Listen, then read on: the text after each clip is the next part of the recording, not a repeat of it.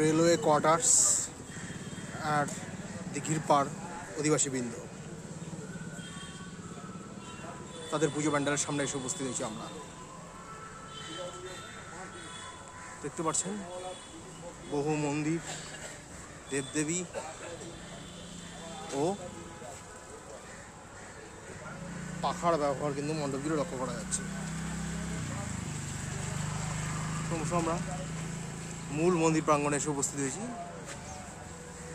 দেখতেই পাচ্ছেন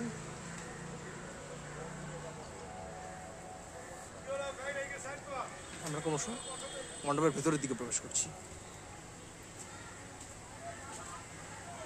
দেখতেই পাচ্ছেন এখানে একরকম কালী মাতার দেহ রয়েছে।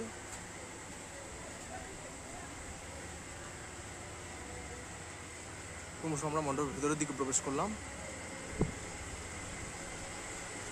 দেখুন অসাধারণ মাতৃ প্রতিমা এর মধ্যে শোভা পাচ্ছে।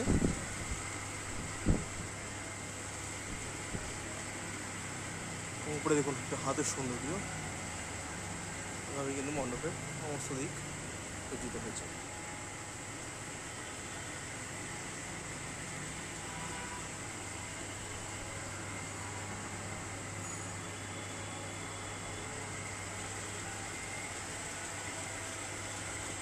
এভাবে কিন্তু আমরা মণ্ডপটা উপভোগ করলাম।